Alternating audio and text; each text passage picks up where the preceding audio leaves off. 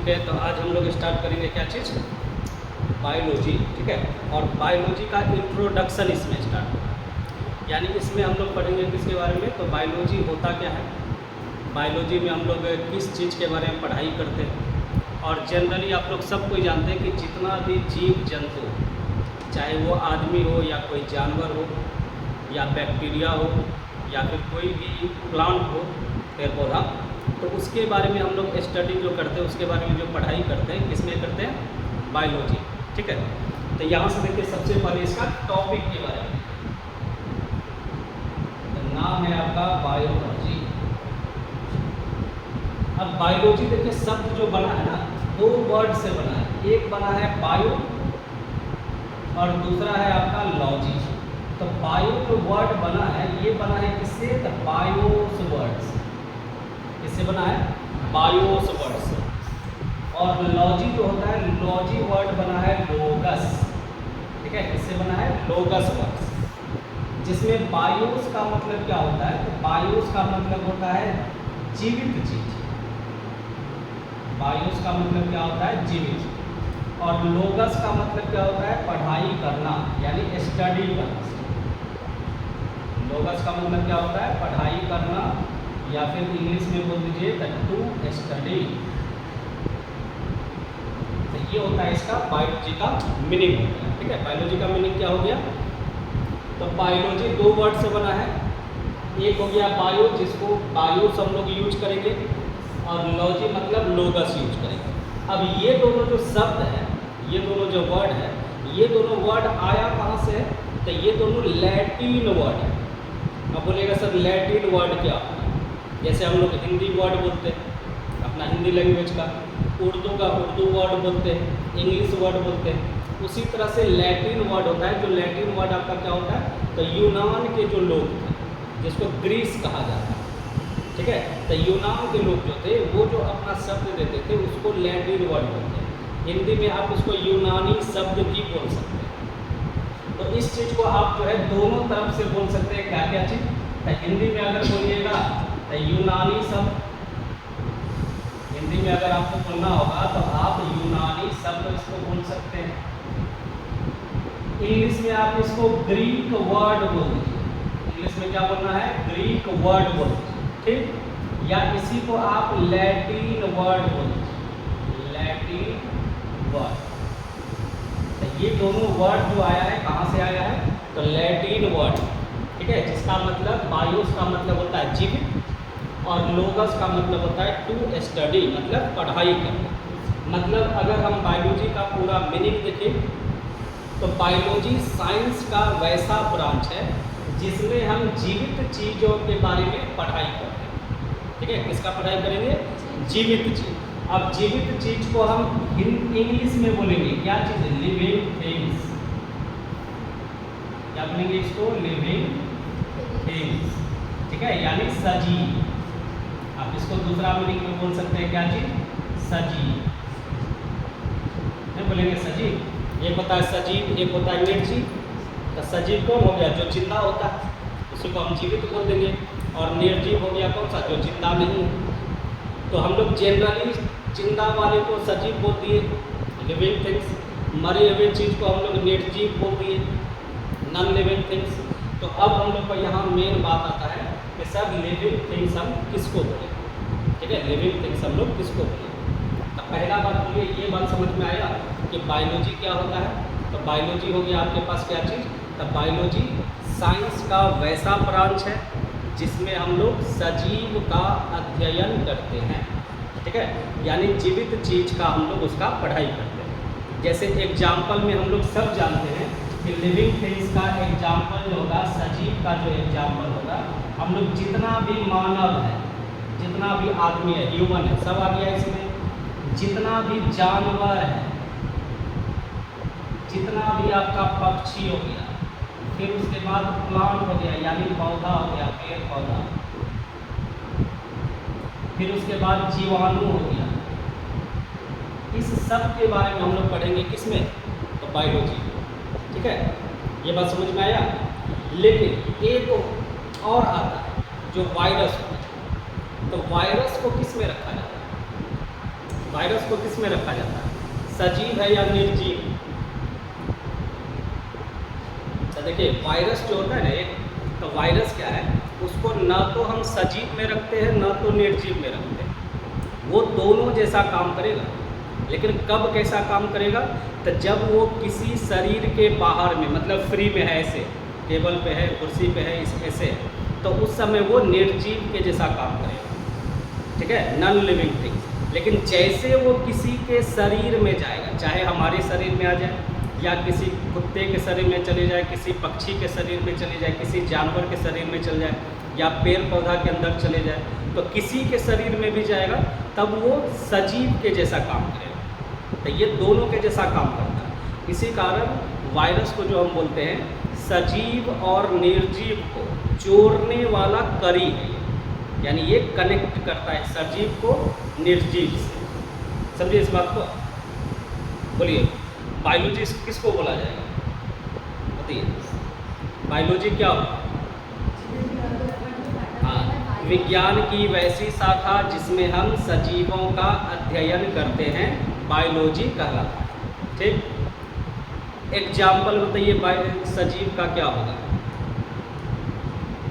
सजीव का एग्जाम्पल, हाँ ठीक है, आदमी हो गया, जानवर हो गया, पक्षी हो गया, पेड़ पौधा हो गया, बैक्टीरिया हो गया, और भी है जैसे फंगस हो गया, ये सब भी आएगा, एल्गी हो गया, ये सब भी आएगा। ठीक है, बहुत सारा एग्जाम्पल। तो हम लोग जनरली जान गए किस चीज़ के बारे में, बायोलॉजी के बारे में, कि बायोलॉजी साइंस का वैसा ब्रांच है जिसमें हम लोग सजीवों का अध्ययन करते हैं। ठीक है, इस बात में कोई दिक्कत, इस बात में कोई दिक्कत। अब यहाँ से आता है कि सर बायोलॉजी शब्द दिया किसने? ये जो शब्द कोई भी वर्ड आता है अगर, तो उस वर्ड को पहली बार कोई ना कोई तो यूज किया होगा, तो उस शब्द को सबसे पहले कौन दिया था, सबसे पहले उस वर्ड का यूज कौन किया था? तो बोलिए बायोलॉजी शब्द सबसे पहले कौन यूज किया था? तो दो साइंटिस्ट, एक का नाम है लैमार्क और दूसरा है ट्रीवेनेरियस। ठीक है, दो साइंटिस्ट है आपके पास, एक है आपका लैमार्क और दूसरा है ट्रीवेनेरियस।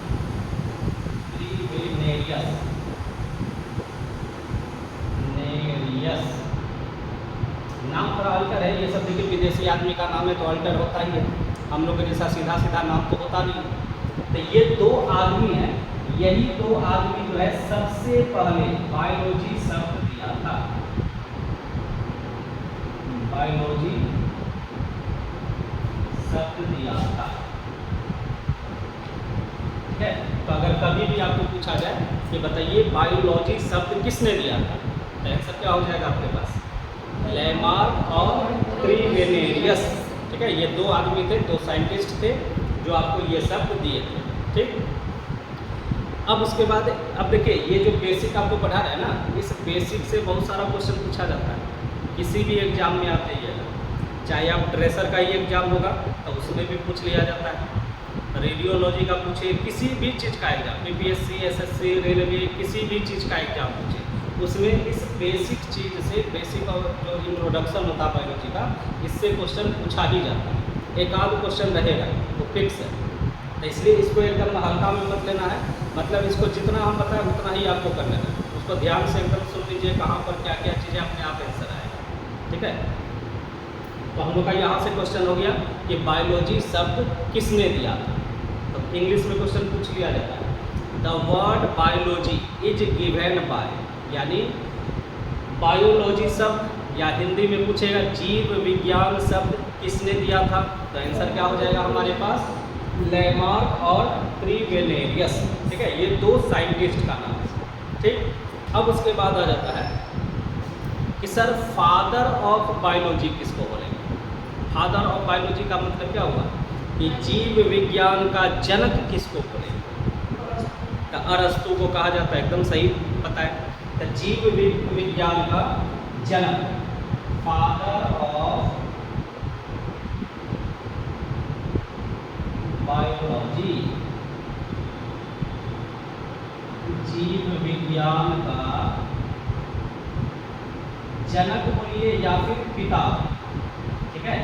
तो ये हो जाएगा आपका कौन सा, अरस्तु।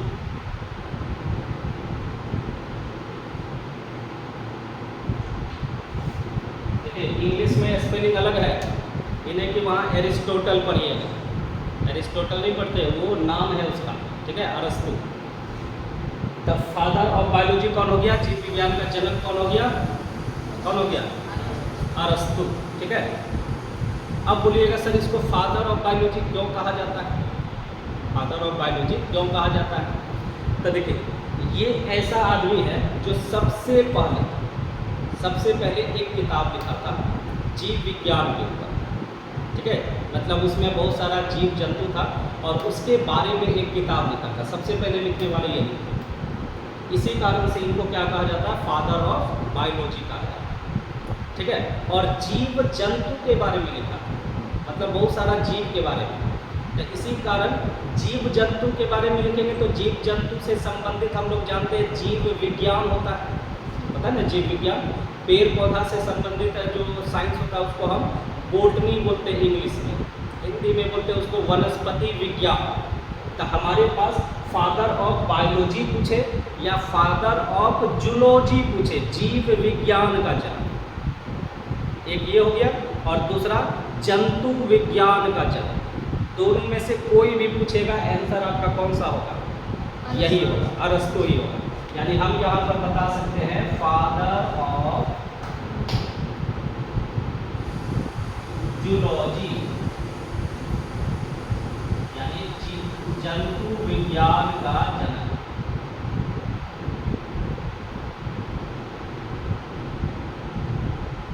ये भी अगर पूछेगा तो आंसर क्या होगा, अरस्तु ही होगा।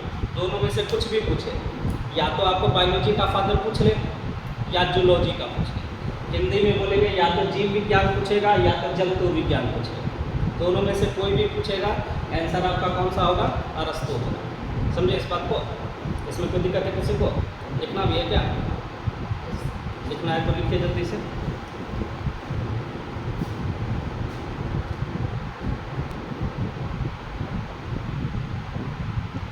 मिटा दो इसको।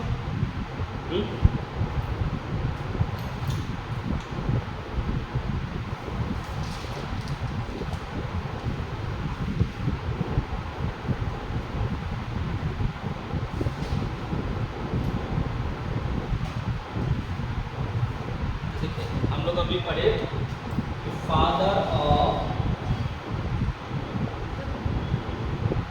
बायोलॉजी पूछे या फादर ऑफ जूलॉजी पूछे तो कौन हो जाएगा, अरस्तु, क्या हो जाएगा। और ये भी बताएं कि ये जो एक किताब लिखे तो कौन सा किताब लिखे हैं, तो इनका बुक का जो नाम है, किताब का जो नाम ये है हिस्टोरिया ऑफ एनामेलिया, मेलियम, ठीक है, क्या नाम है, हिस्टोरिया ऑफ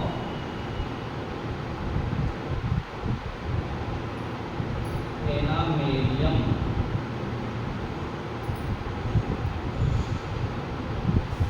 ये इस किताब को लिखे और इस किताब में जितना भी बहुत सारा लगभग 300-400-500 जीव जंतु के बारे में लिखे, ठीक है, उसमें क्या क्या होगा सारा चीज़ ये बताएंगे। इसी तरह से देखिए हमारे पास बायोलॉजी का जो है 2 डिपार्टमेंट होता बहुत सारा है, लेकिन जनरली हम लोग बायोलॉजी को 2 पार्ट में ही बांटते हैं। कौन कौन सा है, तो एक पार्ट को हम लोग बोलते हैं जंतु विज्ञान, जिसको जूलॉजी बोलेंगे, जिसमें जीव जंतु के बारे में पढ़ेंगे, और एक पार्ट हम लोग बांटते हैं जिसमें हम लोग पेड़ पौधा के बारे में पढ़ते हैं, उसको वनस्पति विज्ञान कहते हैं, ठीक है, इंग्लिश में उसको बॉटनी बोलते हैं। तो हमारे पास बॉटनी के बारे में नहीं होगा, बस एक लाइन उसके बारे में अभी जानना है, फादर ऑफ बॉटनी, मतलब ये हो गया वनस्पति विज्ञान।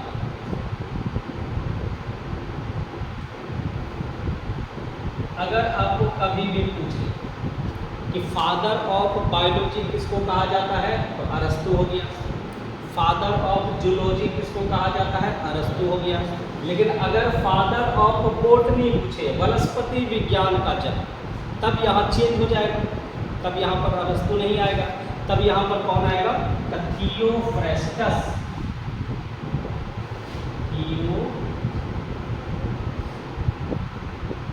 थियोफ्रेस्टस, ठीक है, कौन है, साइंटिस्ट का नाम है, ठीक है, ये नाम है थियोफ्रेस्टस। अब ये भी जो है एक किताब लिखी। अब कौन सा किताब लिखी है, तो ये पेड़ पौधे के ऊपर लिखे हैं। तो इसमें भी नाम देखिए, हिस्टोरिया ऑफ तो रहेगा, हिस्टोरिया, लेकिन यहाँ देखिए एनिमल के बारे में, जीव जंतु के बारे में लिखे थे, तो इसलिए एनामेरियम है।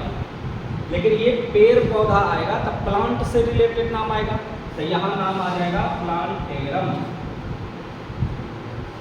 प्लांटेरम, यानी इनके किताब का नाम है हिस्टोरिया ऑफ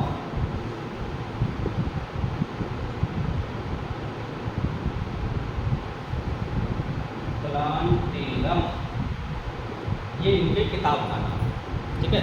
तो इस दो किताब को भी लिख लीजिए जल्दी से।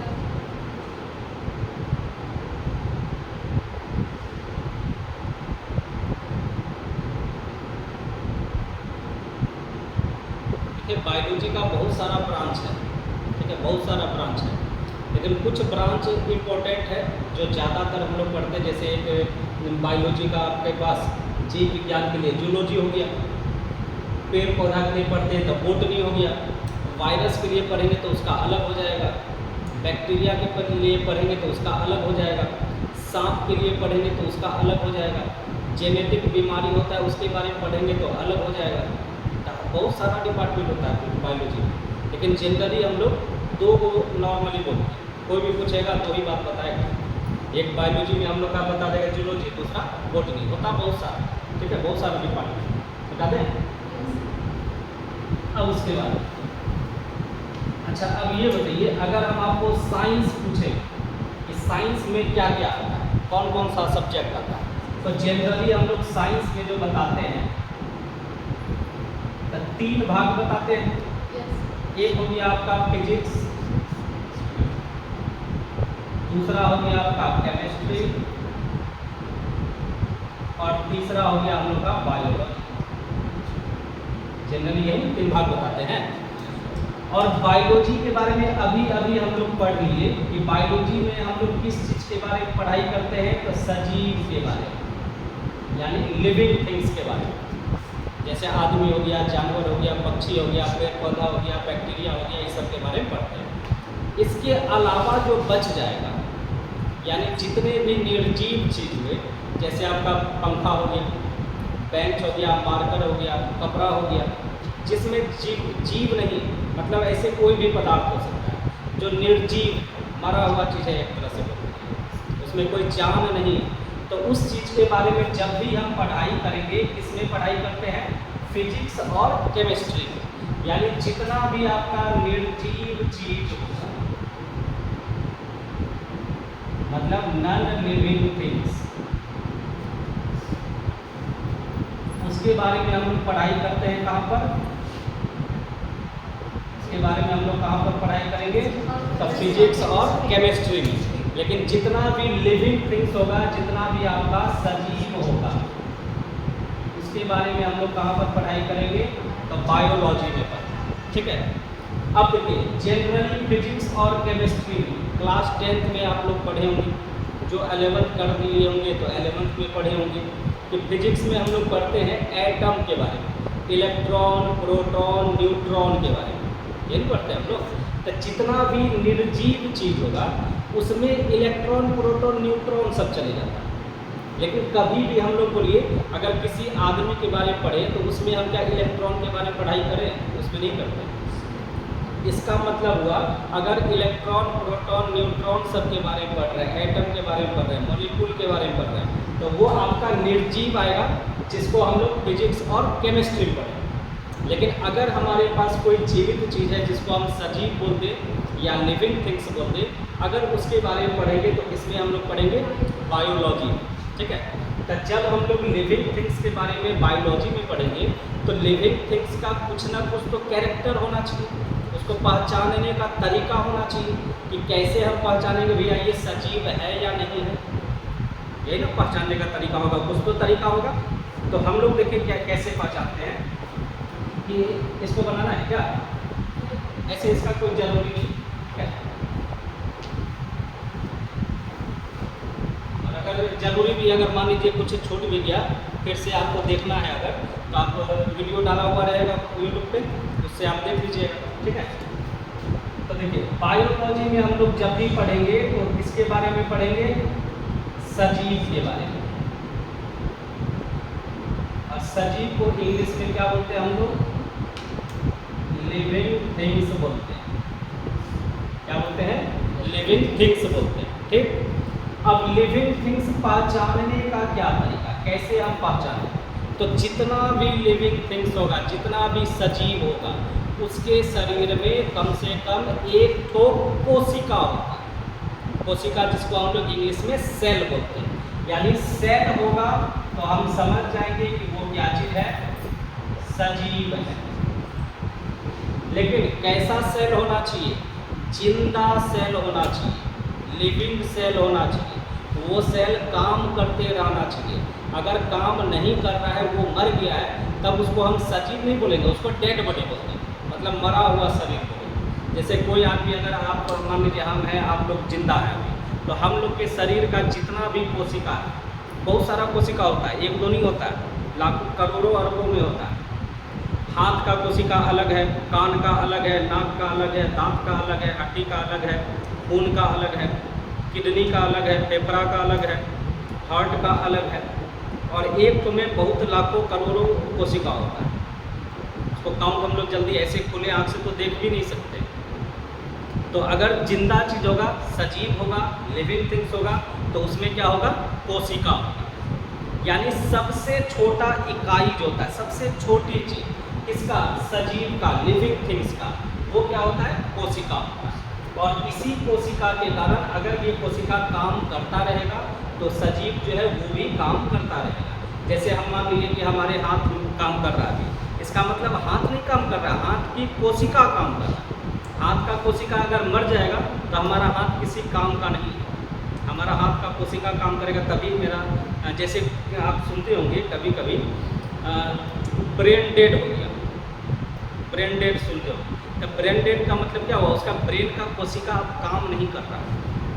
ठीक है। जैसे मान लीजिए कि आप नॉर्मली क्या कीजिए कि एक धागा ले लीजिए या रबर ले लीजिए, उंगली में एकदम कस के यहाँ बांध दीजिए, और इतना टाइट बांधना है कि इस साइड का ब्लड देखिएगा धीरे धीरे काला हो जाए। जब इसको बांधिएगा ना एकदम कस के, आप रबर लगा लीजिएगा कस के, तो इधर का ब्लड देखिएगा पूरा एकदम स्किन कलर ये ब्लैक होने लगेगा। ब्लैक होने का मतलब क्या हुआ, इधर का जो ब्लड चल रहा था ना, ब्लड में जो कोशिका सब था, वो कोशिका सब धीरे धीरे धीरे धीरे वो मरना स्टार्ट हो जाता है। मतलब इधर से खून जाएगा नहीं, और ब्लड जब जाएगा नहीं तो ब्लड तो ऑक्सीजन को लेकर के चलता है सारे पूरे शरीर में, तो वो ऑक्सीजन इधर नहीं जा पाता है, जिसके कारण ऑक्सीजन की कमी के कारण इस तरफ का सेल क्या हो जाता है, मर जाता है। और उसके बाद देखिएगा इस साइड में आप जो है पेन वगैरह सब भी चुभाइए, सुई चुभाइए, आपको दर्द महसूस नहीं होगा, कुछ भी पता नहीं चलेगा। इसका मतलब यहाँ का सेल क्या हो गया, मर चुका है। तो जैसे मर जाएगा तो आपका वो पार्ट शरीर का काम नहीं करेगा, समझिए इस बात को। तो उसी तरह से हमारे पास जो भी सजीव होगा वो सजीव में जो सबसे छोटी इकाई होता है वो कौन सा होता है, कोशिका होता है। तो हमारे पास यहाँ जो बात आया सबसे पहला बात कि सजीव की सबसे छोटी इकाई, स्मॉलेस्ट यूनिट ऑफ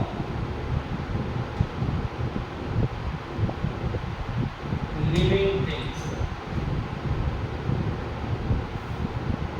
ये आपका क्या होगा, सेल, यानी सजीव की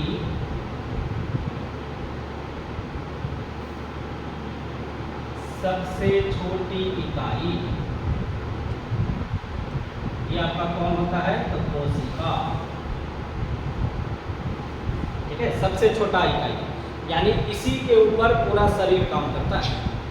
और ऐसा नहीं कि एक ही कोशिका होता है, बहुत तरीका का, हर जगह का अलग अलग कोशिका होता है, ये एकदम ध्यान में रखना है। ठीक है, तो अब देखिए कोशिका के बारे में आपको थोड़ा सा बात अभी बता दें, फिर धीरे धीरे इसका एक चैप्टर ही हो जाता है जिसको हम लोग बोलते हैं साइटोलॉजी, कोशिका विज्ञान, वो एक पूरा चैप्टर ही आता है। और समझिए बायोलॉजी में सबसे बड़ा चैप्टर वही है, बहुत टाइम लगता है उसमें। सबसे बड़ा चैप्टर आपका साइटोलॉजी, और उसके बाद फिर आपका जैसे नर्वस सिस्टम हो गया, ये सब, फिर उसके बाद सर्कुलेटरी सिस्टम हो गया, ये सब बहुत बड़ा बड़ा चैप्टर है।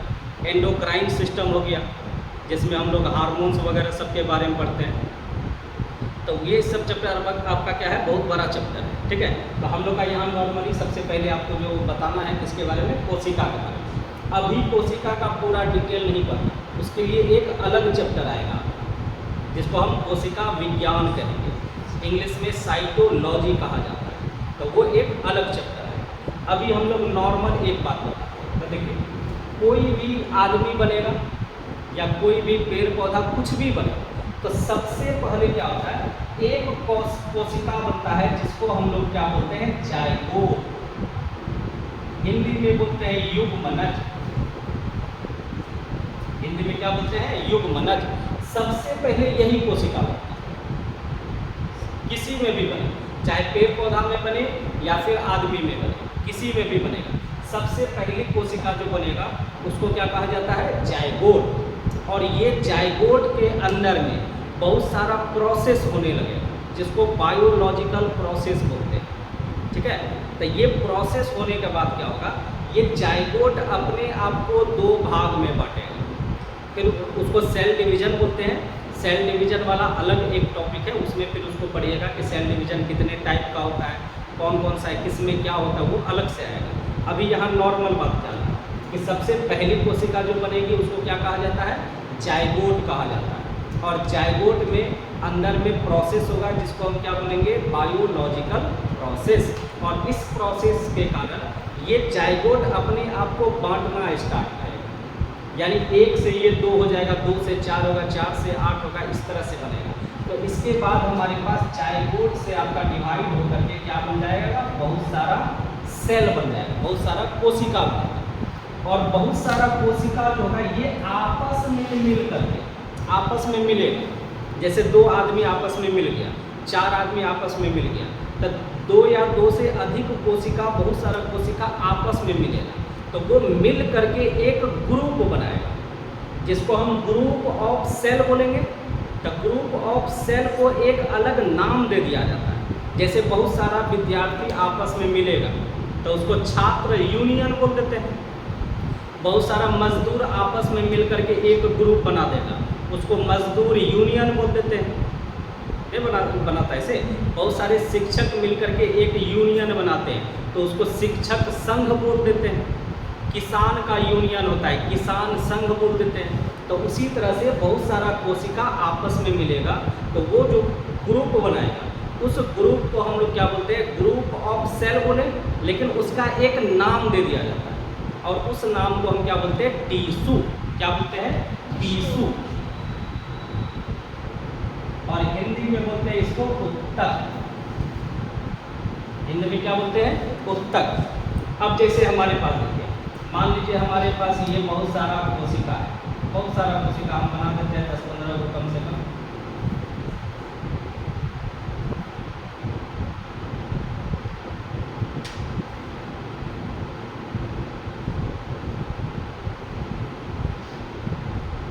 ये बहुत सारा सेल है।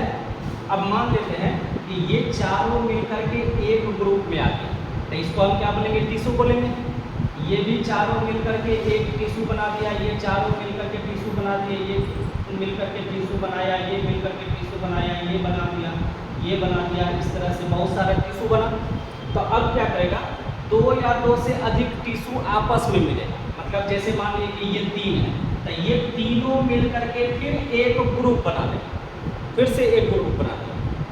ठीक है। अब ये जो टिश्यू आपस में मिलकर के ग्रुप बनाएगा तो उसको कहा जाता है क्या चीज? तो ऑर्गन।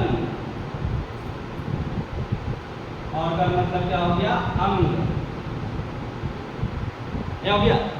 बहुत सारा टिश्यू आपस में मिलेगा तो उसको क्या बोलेंगे? ऑर्गन।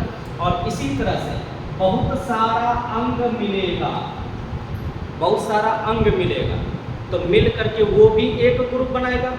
अब उस ग्रुप को जैसे हमारे पास यहाँ देखिए, ये मान लेते हैं हम 2 को बनाए ऐसे, एक आपका ये वाला हो गया टिश्यू का ग्रुप, एक हो गया ये वाला टिश्यू का ग्रुप।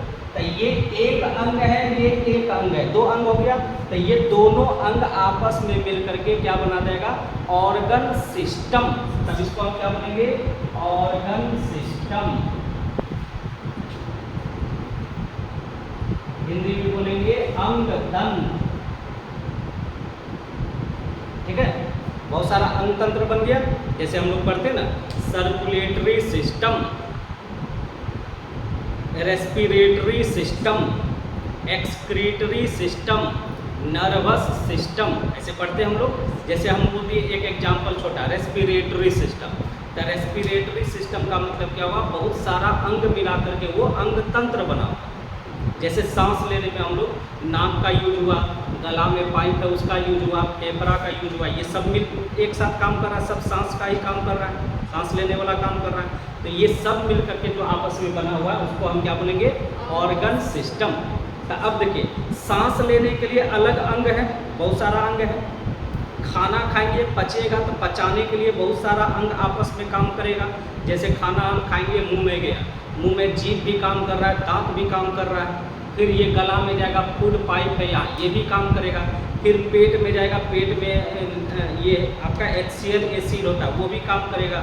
उसके बाद आपका अंदर जाएगा, छोटी आंत, बड़ी आंत, ये सब भी है, तो ये सब भी काम करेगा खाना पचाने का। तो ये सब पाचन तंत्र में आ गया, डाइजेस्टिव सिस्टम में आ गया। तो हमारे शरीर में देखिए, एक आपका डाइजेस्टिव सिस्टम है, रेस्पिरेटरी सिस्टम है, सर्कुलेटरी सिस्टम है, बहुत सारा सिस्टम है।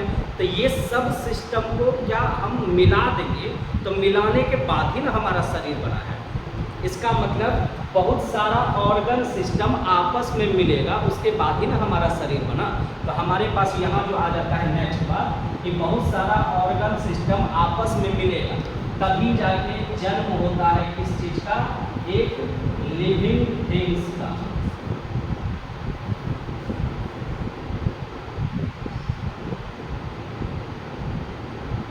या लिविंग बॉडी का, सजीव शरीर। तो बोलिए, समझे? ये हमारे पास है कोशिका से कैसे हमारा शरीर बनता है। तो सबसे पहले कौन सा कोशिका बनेगा? जाइगोट। जाइगोट आपस में डिवाइड होगा तब किसका निर्माण करेगा? बहुत सारा सेल का। और बहुत सारा सेल आपस में मिलेगा तब किसका निर्माण करेगा? टिश्यू का। बहुत सारा टिश्यू आपस में मिलेगा तो किसका निर्माण करेगा? ऑर्गन का। बहुत सारा ऑर्गन मिलकर के किसका निर्माण करेगा? ऑर्गन सिस्टम का। और बहुत सारा ऑर्गन सिस्टम मिलेगा तब जाके एक सजीव शरीर बनता है, जिंदा शरीर। एक भी अगर गड़बड़ तो समझिए वो आदमी मरने वाला ही है। जैसे मान लीजिए आप ही लोग हैं, हम ही लोग हैं, अगर हमारा सांस लेने में प्रॉब्लम हो गया, सांस हम अच्छा से नहीं ले पाते तो क्या हम जिंदा रह पाएंगे? धीरे धीरे तो मरेंगे ही। तो बोलिएगा चलिए सर सांस लेने में तो समझ गए। डाइजेस्टिव सिस्टम में बताइए, अगर डाइजेशन नहीं होगा, पाचन नहीं होगा, तो पाचन नहीं होने के बाद भी आदमी मर जाएगा। अगर आपका छोटी आंत, बड़ी आंत, लीवर ये सब अगर अच्छा से काम नहीं करेगा तो उसके बाद भी आप मर जाइएगा। वो भी आपका सही से काम करना चाहिए, समझे इस बात को। तो यहाँ तक तो दिक्कत है, तो इसको लिखिएगा, लिख लीजिए जल्दी से।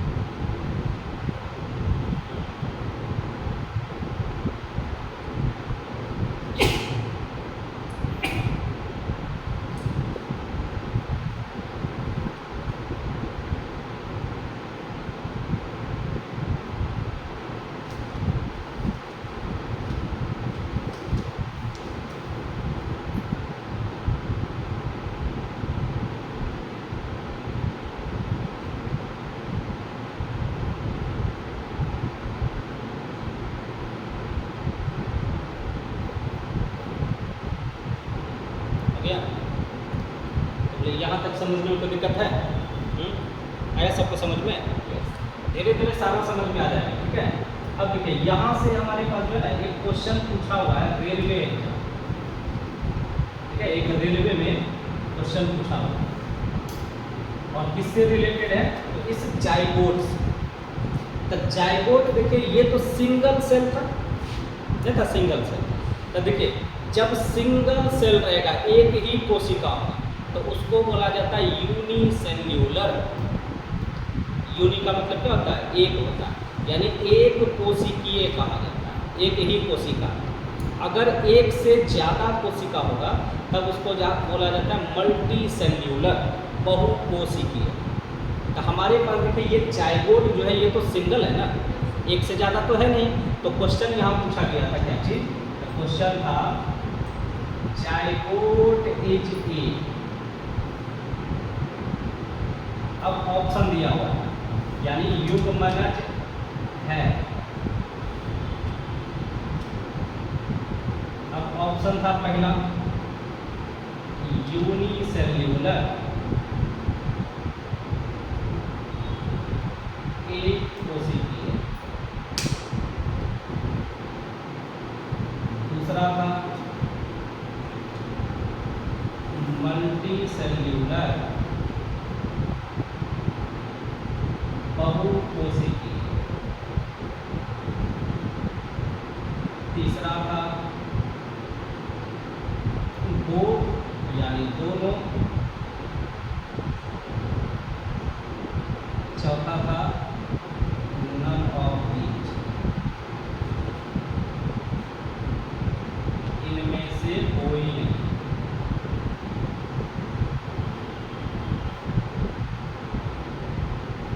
तो बोलिए कौन सा आंसर होगा आपका? ये यूनिसेल्यूलर। तो ये क्वेश्चन पूछा हुआ है एग्जाम में। अब बहुत कोई इसमें गड़बड़ कर देता है, यार जाइगोट क्या था? जाइगोट तो कुछ था नहीं। तो जबकि जाइगोट सबसे पहली कोशिका वही बना और वो सिंगल होता है, अकेला होता है, उसमें कुछ और नहीं होता। तो हमारे पास ये जाइगोट, आगे जाइगोट के बारे में बताया जाएगा कि जाइगोट कैसे बनता है, ठीक है, जाइगोट कैसे बनता है वो आगे आएगा। लेकिन अभी आपको ध्यान में रखना है कि जाइगोट क्या होता है, एक कोशिकीय होता है, मतलब यूनिसेल्यूलर, ठीक है। इस क्वेश्चन को भी लिख लीजिए।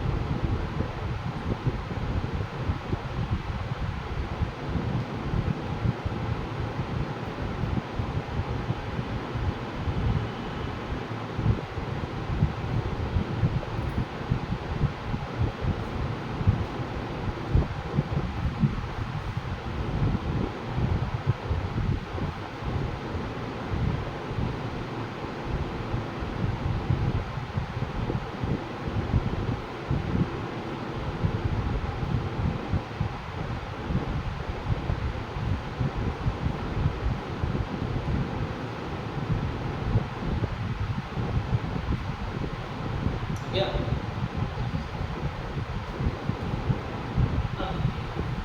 अभी अभी हम थोड़ा देर पहले बताए थे आपको वायरस के बारे में, कुछ बताए थे ना वायरस के बारे में।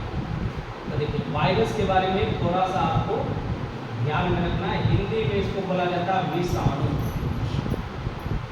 हिंदी में क्या बोलते हैं, विषाणु। आगे चल के इसका जो है ना बीमारी के बारे में जब पढ़िएगा तो उसमें आप पढ़िएगा कि वायरस से होने वाले कौन कौन से रोग, कौन कौन सा बीमारी होता है, और उस बीमारी से आपका शरीर का कौन सा अंग खराब होता है, कौन सा अंग प्रभावित होता है। तो ये सारा चीज़ आगे आएगा। लेकिन अभी हम लोग बायोलॉजी का इंट्रोडक्शन कर रहे हैं, बायोलॉजी के बारे में बेसिक चीज़ कर रहे हैं, तो इसलिए हम वायरस के बारे में भी थोड़ा सा हम जान जाएंगे कि क्या ये लिविंग थिंग्स है या नॉन लिविंग थिंग्स, ठीक है। अभी बेसिक चीज़, बाकी इससे कौन सा बीमारी आएगा वो आगे आएगा। एक लाइन बताएंगे, एक ही लाइन में सारा बीमारी याद हो जाएगा, ठीक है। एक ही लाइन हम लिखेंगे, उसी से सब बीमारी याद हो जाएगा कि वायरस से कौन कौन सा बीमारी है। बैक्टीरिया के बारे में भी एक लाइन लिखेंगे, एक लाइन में से सारा बीमारी याद हो जाएगा, कौन कौन सा बीमारी बैक्टीरिया से होता है। उसी तरह से एक प्रोटोजोआ है जिसको परजीवी बोलते हैं, ठीक है, तो उससे कौन सा बीमारी होगा वो भी जान जाएगा। फिर एक फंगस होता है, फंगस को हिंदी में कवक बोलते हैं, उससे कौन कौन सा बीमारी होता है, एक ही लाइन लिखेंगे सारा आ जाएगा। तो वो एक एक लाइन में हम लोग सब आपको याद करवा देंगे। हमको अभी यहाँ जानना है कि वायरस जो होता है ये सजीव है या निर्जीव। तो वायरस में देखिए कोई भी कोशिका नहीं होता है, एक भी सेल नहीं होता है। इसमें हमारे पास क्या हो गया, इसमें कोशिका नहीं होती है,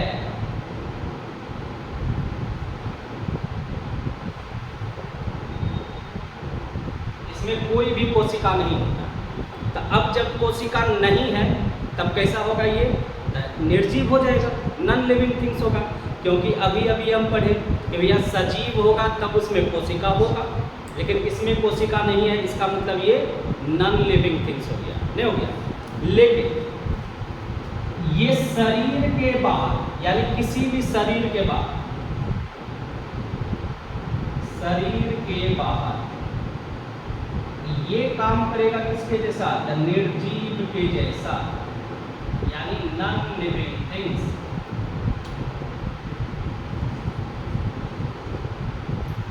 लेकिन जैसे ये किसी के शरीर में जाएगा,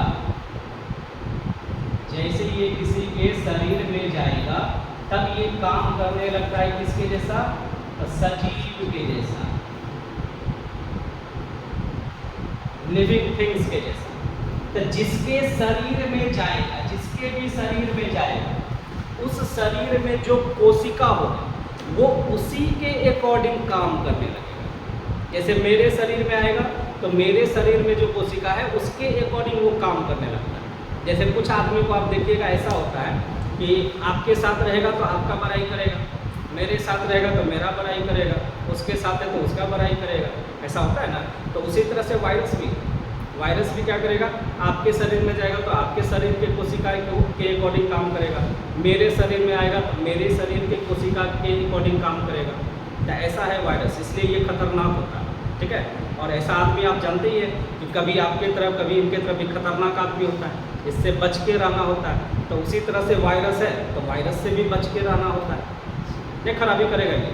तो ऐसा आदमी से भी बच के रहना है और ऐसा वायरस से भी बच के रहना है। तो वायरस और ये दो मुंह वाला आदमी जो होता है इससे बच के रहना रहता है, ठीक है।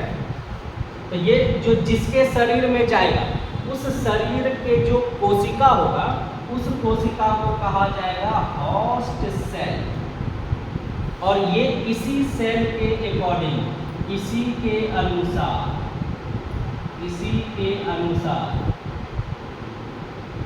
काम करने लगता है।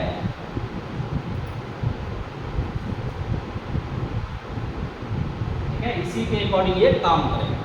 समझे वायरस के बारे में। तो अब बोलिए, क्या हम वायरस को सजीव या निर्जीव किसी एक में रख सकते हैं? नहीं रख सकते हैं। ना तो उसको हम निर्जीव ही बोल पाएंगे और ना ही उसको हम सजीव बोल पाएंगे। जैसे मान लीजिए दो मुंह वाला जो आदमी आपको बताए, आपके पास रहा तो आपके लिए अच्छा हो गया, मेरे पास रहेगा तो मेरे लिए अच्छा हो गया। तो उसको अच्छा बोले कि खराब बोले पता तो नहीं चलेगा। तो ये बताएगा कौन? तो कोई और आदमी बताएगा, अरे वो तो दो मुंह वाला आदमी है, यानी तो आपकी तरफ आपके जैसा काम करता है, मेरे तरफ मेरे जैसा आदमी काम करेगा, नहीं ऐसा होगा। तो उसी तरह से ये जो वायरस है तो सजीव और निर्जीव दोनों में आ रहा है, दोनों में जा रहा है। तो इसी कारण से वायरस को हम लोग ना तो सजीव में रखते हैं ना तो निर्जीव में रखते हैं। इसको हम सीधा सीधा क्या बोलेंगे? तो वायरस जो होता है वो सजीव और निर्जीव दोनों को जोड़ने का काम करेगा, दोनों को जोड़ने वाला करी, यानी ऐसा आदमी जो है दोनों आदमी को लड़ाने वाला काम करेगा। आपके पास आपका बुराई कर दिया, मेरा बुराई, अब मेरे पास आएगा तो मेरा बुराई करेगा, आपका बुराई, तो हम दोनों के बीच में लड़ाई करवाएगा ना। तो उसी तरह से ये भी करेगा। वायरस क्या करेगा कि बाहर में तो कुछ नहीं, आपके शरीर में गया तो आपको बीमारी लगा देगा वो। तो इसी कारण से हम क्या बोलेंगे कि वायरस जो होगा, वायरस आपके पास क्या होगा? तो ये हो गया वायरस। इसको हिंदी में आप ऐसे भी लिख सकते हैं वायरस, जरूरी है कि विषाणु लिखिए, बहुत जगह ऐसे भी लिखा हुआ है, ठीक है। तो वायरस जो है वह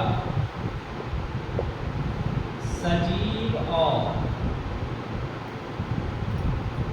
निर्जीव को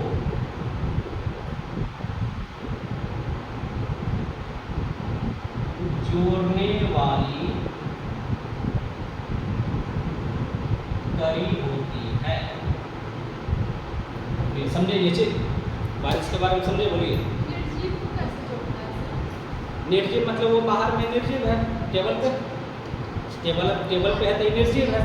यहाँ से आप इसको छुए, वायरस आपके शरीर पे आया, अब वो किसी भी तरीका से हो सकता है कि आप आँख ऐसे ऐसे किए तो आपके आँख से चल जाएगा, हो सकता है नाक ऐसे किए तो सांस से चले गया। तो निर्जीव और सजीव, हाँ तो मेरे अंदर मर जाएगा। हाँ इन्फेक्शन भी होगा उससे, क्योंकि आपके शरीर में है तो आपके अकॉर्डिंग में काम कर रहा है। जैसे आप खांसी तो वो आपके शरीर से निकल के सामने वाले के अंदर जाएगा, तो उसका तो कैरेक्टर अलग है, आपका कैरेक्टर अलग है, तो दोनों अलग है। तो आपके शरीर के अकॉर्डिंग काम कर रहा था, अब दूसरे में जाएगा तो वो बीमारी ही ना करेगा। तो वही बात है वायरस का काम, समझे इस बात को? तो इसको भी लिख लीजिए जल्दी से। और ये भी क्वेश्चन पूछा हुआ है कि वायरस क्या है?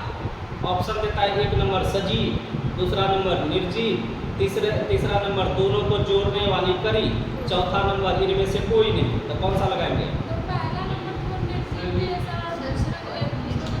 तो उसको बोल नहीं सकते हैं निर्जीव है। निर्जीव है तो वो परमानेंट निर्जीव होना चाहिए। जैसे ये मार्कर है तो ये मार्कर परमानेंट निर्जीव है, ये कभी सजीव नहीं हो सकता। दोनों को जोड़ने वाली कड़ी है, ये सही आंसर। वो क्वेश्चन भी हम लिख देते हैं यहाँ पे, देखिए क्वेश्चन हम लिख देते हैं, वायरस क्या है? पहला ऑप्शन हो गया सजीव, दूसरा ऑप्शन हो गया निर्जीव, तीसरा ऑप्शन हो गया सजीव तथा निर्जीव को जोड़ने वाली कड़ी, और चौथा ऑप्शन हो गया इनमें से कोई नहीं।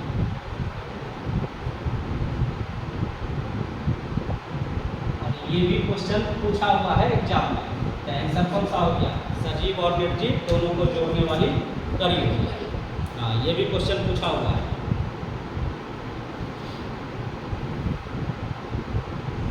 देखिए हिंदी इंग्लिश दोनों मिक्स करके हम बता रहे हैं ताकि आराम से आपको समझ में रहे। सिर्फ हिंदी बोलेंगे तो उसमें भी दिक्कत है, सिर्फ इंग्लिश बोलेंगे उसमें भी दिक्कत है, दोनों मिक्स चलेगा। जैसे हम लोग नॉर्मली बात करते हैं तो उसमें क्या करते हैं, आधा हिंदी आधा इंग्लिश दोनों रहता है।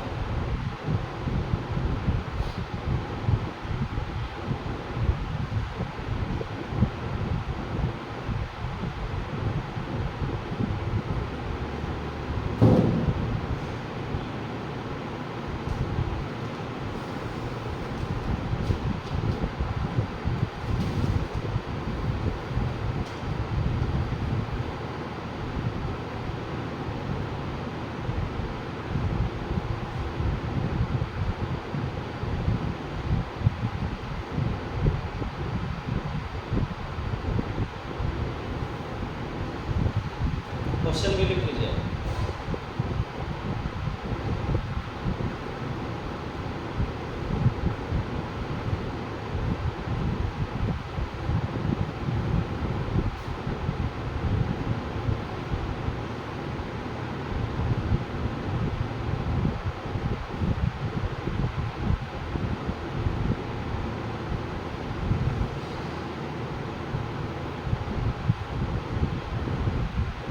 थोड़ा स्पीड में लिखिए।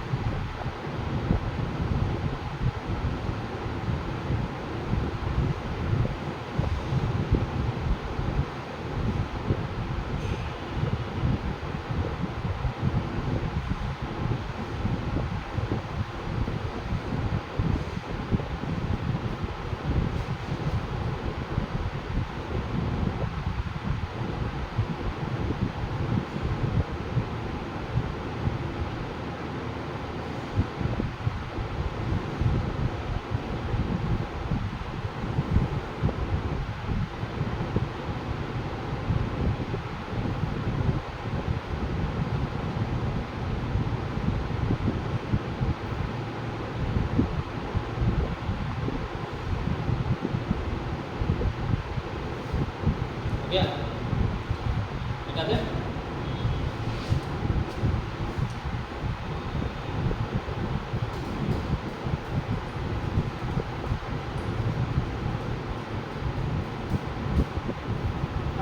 इतना में तो हम लोग समझ गए कि भैया बायोलॉजी में हम लोग पढ़ेंगे सजीव के बारे में, और सजीव में क्या होता है तो सेल होता है। ठीक, तो क्या हम इतना से ही समझ जाएंगे सेल से हो गया सजीव? नहीं, ऐसा हम नहीं करेंगे। तो सजीव होने के लिए बहुत सारा कंडीशन है, तभी हम उसको सजीव बोल सकते हैं। जैसे एक आदमी है, अगर वो मर गया तब मरने के बाद क्या हम उसको सजीव बोलेंगे? नहीं बोल सकते अब उसको सजीव। अब तो वो मर गया ना, अब वो निर्जीव हो जाएगा। लेकिन उसके अंदर तो सेल था, सेल अभी भी है, लेकिन वो सेल अब कैसा है? मरा हुआ। यानी अब वो उसके शरीर के अंदर का सेल आगे डिवाइड नहीं होगा, वो जैसा है वैसे ही रह जाएगा। इसी कारण से अब हम लोग जो नया टॉपिक आएगा वो आएगा क्या चीज़, कि हम किसी को सजीव बोलेंगे। कैसे बोलेंगे? उसका क्या कैरेक्टर होना चाहिए, क्या उसका गुण होना चाहिए, तो ये आपका टॉपिक है। तो हमारे पास टॉपिक आ गया क्या चीज़? कैरेक्टरिस्टिक्स ऑफ लिविंग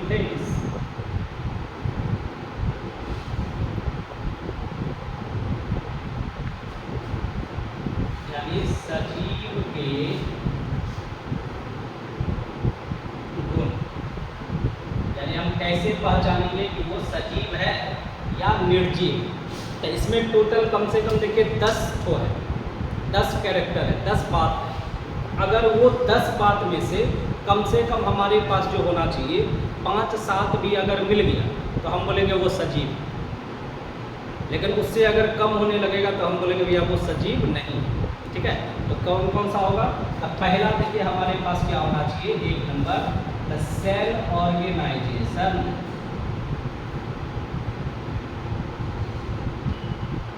मतलब कोशिकीय संगठन।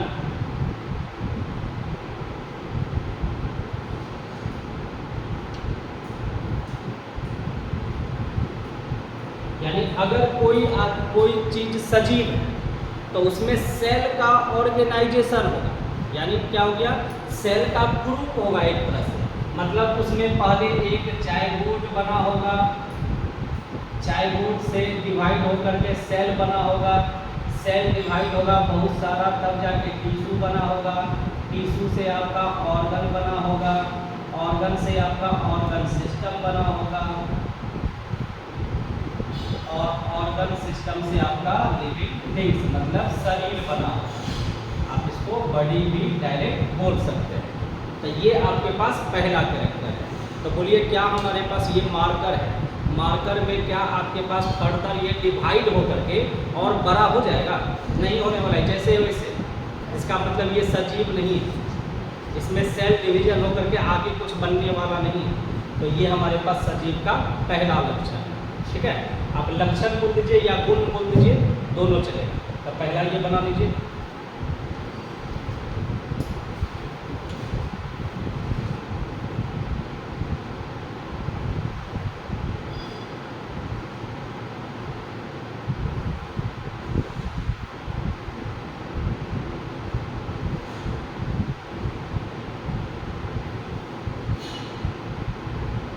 सबका हिंदी तो लिखाई दिए हैं, हिंदी में अब दिक्कत नहीं है। और बायोलॉजी में देखिए ज़्यादातर इंग्लिश वर्ड ही यूज चलता है, क्योंकि बायोलॉजी का हिंदी से बहुत खतरनाक होता है। सही में बहुत सारा ऐसा वर्ड आएगा जो आपको समझ में नहीं आएगा, याद भी नहीं रहेगा, लेकिन इंग्लिश वर्ड इसका जल्दी याद हो जाता है।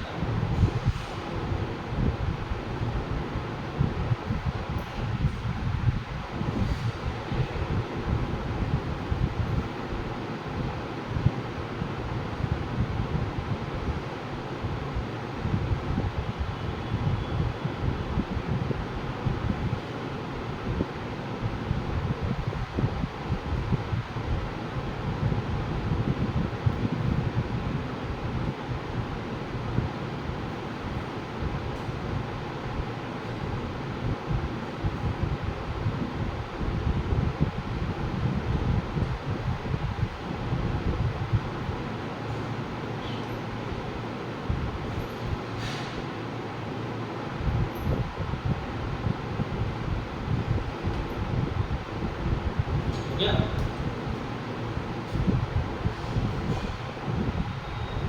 दिखा दिया?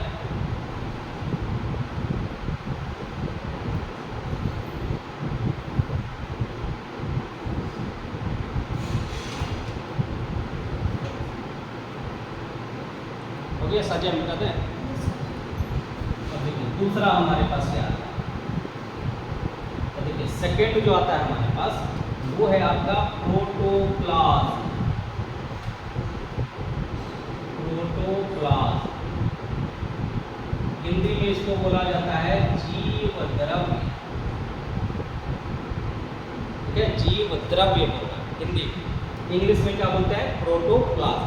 तो ये होगा अगर कोई भी सजीव है, कोई भी लिविंग थिंग्स है तो उसमें ये होगा। अब बोलिएगा सर ये है क्या चीज़? तो ये देखिएगा, ये मान लेते हैं हमारे पास क्या है, तो ये आपका एक कोशिका। ठीक, ये बना दिए फिगर किसका? कोशिका।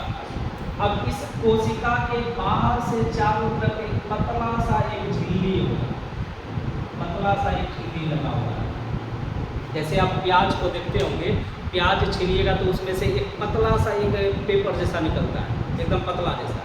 वो नहीं देखेंगे तो अंडा को देख लीजिए, अंडा को जब खोलिएगा ना बॉयल करने के बाद, कभी कभी क्या होगा बॉयल करने के बाद आप अंडा को जब छीलते हैं तो अंडा के ऊपर एक वाइट कलर का पतला सा लेयर बन जाता है, फिर उसको हटाते हैं हम लोग। तो वही आपका एक तरह से सोचिए वो किसके जैसा है, यही बाहर वाला झिल्ली के जैसा, ठीक है। इसको झिल्ली बोलते हैं हिंदी में। अब देखिए ये अंदर वाला जो बना है ये क्या बना दिए हम, सेल बना दिए, मतलब कोशिका। और इस कोशिका के ये चारों तरफ जो झिल्ली है इसको हम क्या बोलेंगे, सेल मेम्ब्रेन। क्या बोलेंगे इसको, सेल मेम्ब्रेन। हिंदी में बोला जाता है कोशिका झिल्ली। हिंदी में क्या बोलेंगे इसको, कोशिका झिल्ली। अब इसके अंदर में हमारे पास क्या हो गया, एक ये बना है। अब बोलिएगा ये क्या है, तो ये इसको कहा जाता है न्यूक्लियस। हिंदी में बोलते हैं इसको केंद्रक, ठीक है। आगे ये कोशिका का टाइप भी हम पढ़ेंगे, किसमें न्यूक्लियस होगा किसमें नहीं होगा वो सब आएगा, ठीक है। अभी फिलहाल ये जाना, ये क्या हो गया आपके पास, तो ये हो गया न्यूक्लियस। और इसके चारों तरफ भी एक झिल्ली बना हुआ रहता है इसके, तो ये हो गया आपके पास क्या चीज, न्यूक्लियस। हिंदी में बोलेंगे इसको केंद्रक, ठीक। और न्यूक्लियस के चारों तरफ जो ये झिल्ली बना हुआ है इसको हम क्या बोलेंगे, न्यूक्लियस मेम्ब्रेन। देखिए सेल के चारों तरफ है तो सेल मेम्ब्रेन, न्यूक्लियस के चारों तरफ है तो न्यूक्लियस मेम्ब्रेन। तो इसको बोल दिया हम न्यूक्लियस मेम्ब्रेन या न्यूक्लियर मेम्ब्रेन लिख दीजिए, न्यूक्लियर मेम्ब्रेन। और हिंदी में बोलेंगे इसको केंद्रक झिल्ली, केंद्रक झिल्ली। क्या हो गया, अब हमारे पास तो ये सेल मेम्ब्रेन और ये आपका न्यूक्लियर मेम्ब्रेन, इस दोनों के बीच में लिक्विड होता है। इस दोनों के बीच में क्या होगा, लिक्विड होगा।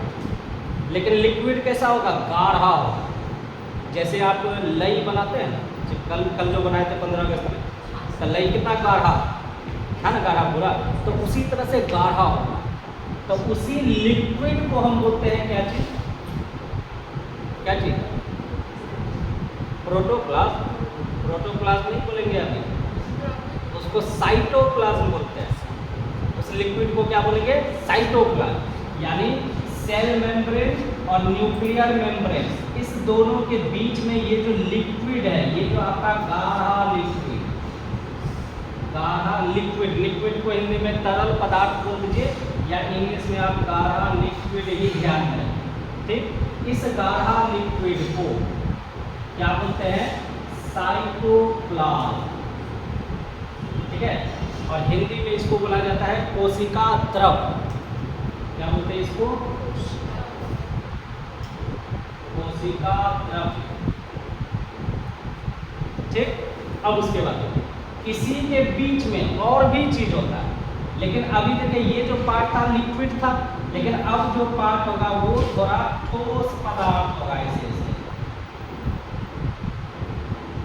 बहुत सारा चीज बना हुआ रहता है इसके अंदर, ठीक है, बहुत सारा चीज रहेगा, ये ठोस पदार्थ। अब देखिए हमारे पास एक लिक्विड हुआ तो उसको बोलेंगे साइटोप्लाज्म, और ये जो ठोस पदार्थ है, इस ठोस पदार्थ को बोला जाता है सेल ऑर्गेनली, यानी इसको हम बोलते हैं कोशिकांग। तो हिंदी में क्या बोलते हैं, कोशिकांग। तो अब देखिए फिर से ध्यान से देखिए, एक कोशिका हो गया, कोशिका के चारों तरफ जो पतली झिल्ली है उसको कोशिका झिल्ली बोलेंगे। कोशिका के अंदर न्यूक्लियस हो गया, न्यूक्लियस के चारों तरफ जो झिल्ली होगा केंद्रक झिल्ली बोल दिए या न्यूक्लियर मेम्ब्रेन बोल दिए। अब कोशिका झिल्ली और के न्यूक्लियस झिल्ली दोनों के बीच में जो लिक्विड होगा उसको क्या बोलेंगे, साइटोप्लाज्म। और जो ठोस पदार्थ होगा उसको क्या बोलेंगे, सेल ऑर्गेनली, कोशिकांग, ठीक। जैसे एग्जाम्पल देखिए, एग्जाम्पल बताते हैं। एक गिलास लीजिए, गिलास में पानी भर दीजिए, अब पानी में क्या कीजिए, थोड़ा सा बालू डाल दीजिए, ठीक। तो गिलास जो हो गया हमारे पास वो क्या हो गया, सेल हो गया। उसके अंदर पानी जो हो गया वो पानी आपका क्या हो गया, साइटोप्लाज्म। और उसमें बालू जो हो गया वो ठोस हो गया ना, तो वो कहलाएगा सेल ऑर्गेनली। नाम में ही देखिए कोशिकांग, कोशिका का अंग, और अंग क्या होता है? ठोस न होता है, तो इसलिए ठोस पदार्थ जो होगा कोशिका के अंदर उसको हम क्या बोलेंगे? कोशिकांग बोलेंगे। और जो लिक्विड होगा उसको हम क्या बोलेंगे? साइटोप्लाज्म बोलेंगे। और इसी दोनों को मिलाकर साइटोप्लाज्म और सेल ऑर्गेनली, इसी दोनों को मिलाकर जितना भी चीज हुआ उस सब को क्या बोला जाता है? प्रोटोप्लाज्म।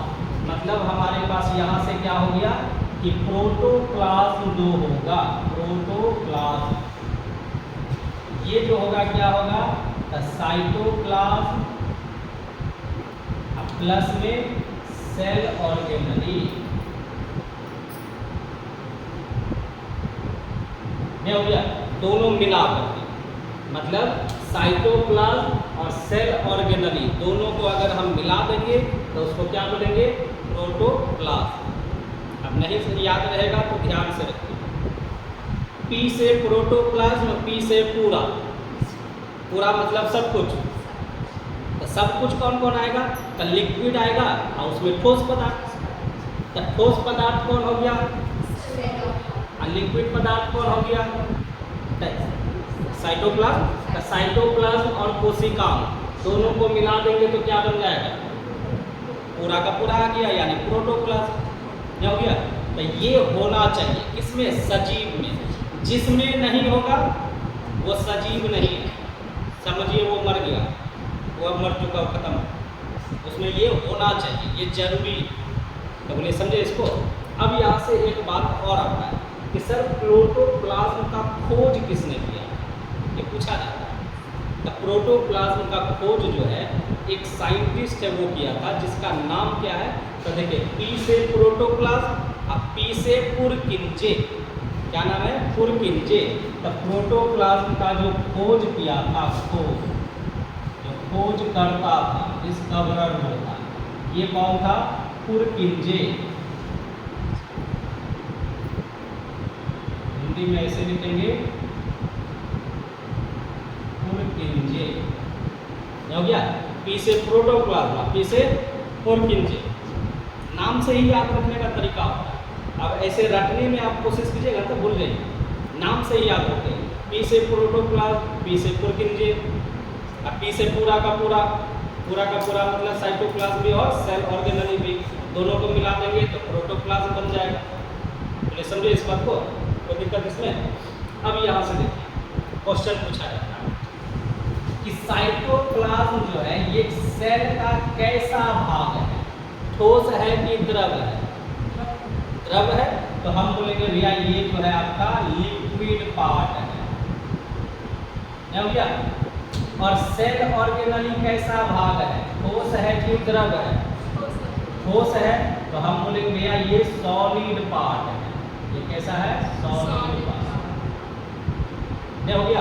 अब यहाँ से क्वेश्चन पूछा गया और हर एग्जाम में पूछा है, बीपीएससी में भी पूछा है, एसएससी में भी पूछा है, रेलवे में भी पूछा है, सब में पूछा है। क्या पूछा है कि सेल का या कोशिका का ठोस भाग क्या कहलाता है? ठोस भाग क्या कहलाया? नहीं हो गया? कोशिका का द्रव भाग क्या कहलाता है? साइटोप्लाज्म। नहीं हो गया? तो ये क्वेश्चन पूछा गया। तो अगर हमको ये फिगर पता रहेगा, इसके बारे में थोड़ा बहुत ध्यान आराम से नहीं लगा देंगे, तो दिक्कत इसमें बताइए, तो दिक्कत नहीं इसमें। अब यहाँ से एक क्वेश्चन और बन जाता है, और कौन सा क्वेश्चन बनता है? तो देखिए एक साइंटिस्ट थे जिसका नाम था एक्सले। क्या नाम था? एक्सले। तो वो साइंटिस्ट क्या बताए थे कि किसी भी सजीव का जो फिजिकल बेसिक यूनिट है, यानी भौतिक मूल इकाई है, वो कौन सा होता है? सेल होता है, कोशिका होता है। तो यहाँ से ये भी आपको ध्यान रखना है, क्या चीज? किसी भी सजीव का, किसी भी सजीव का भौतिक मूल आधार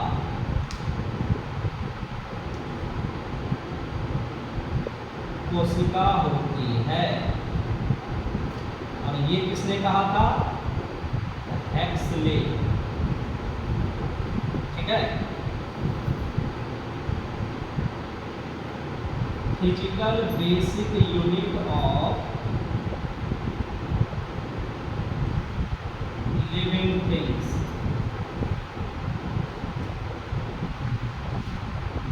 इज सेल। ये कौन कहा था? हक्सले। क्या हो गया? ये आपको एकदम ध्यान में रखना है। कहीं कहीं हक्सले भी लिखा हुआ रहता है, ठीक है, कहीं कहीं हक्सले भी लिखा हुआ रहता है। तो नाम हक्सले लिखे कि हक्सले लिखे, समझ में आ जाना चाहिए। भैया अंग्रेज का नाम है, दूसरा देश का नाम आदमी, अब उसका नाम लिखता है कुछ है, प्रोनाउंसिएशन करते हैं कुछ, जैसे इंग्लिश सबसे खराब लैंग्वेज है, सबसे खराब लैंग्वेज, उसका कोई माई बाप है ही नहीं। अब बोलिएगा कैसे, आप क्यों कैसे बुराई कर रहे हैं? तो देखिए रीजन, जैसे हम बोलेंगे क्या चीज़, HEIGHT, क्या है? हाइट, इसको पढ़ दिया हाइट। तो अब बोलिए WEIGHT, ये क्या होगा? वाइट का ही नहीं बोलती है, सिर्फ H और W ही तो चेंज हुआ। क्या इसका कोई रीजन है? कोई रीजन नहीं बोला, बोलेगा नहीं प्रोनाउंसिएशन ऐसे ही पढ़ा रहता है। तो इसलिए सबसे खराब लैंग्वेज है इंग्लिश। लेकिन यही चीज़ आप हिंदी में देखिए कि अगर हम बोलेंगे ये चीज, तो इसको देखिए हम ऐसे भी लिख सकते हैं, और लेकिन अगर हम ऐसे लिख दें तब यहाँ देखिए हम ऐसे लिख सकते हैं ना। तो यहाँ बोलिएगा सर अनुस्वार के बदले आप न लिखे, यहाँ अनुस्वार के बदले आप म लिख रहे हैं, तो इसका कोई रीजन है?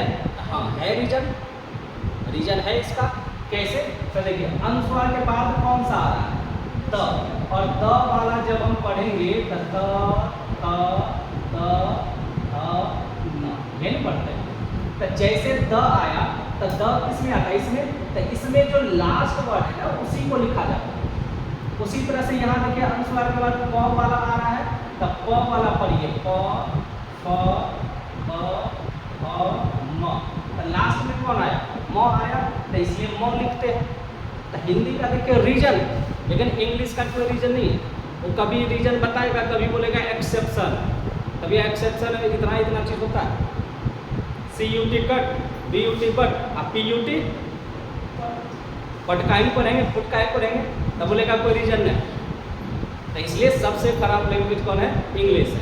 और हिंदी का देखिए हर चीज़ का एक रीजन होता है कि हम ऐसा क्यों लिखते हैं, उसका एक रीजन, उसका बताया गया इसका क्या कारण है। समझे इस बात को? तो कोई दिक्कत इसमें?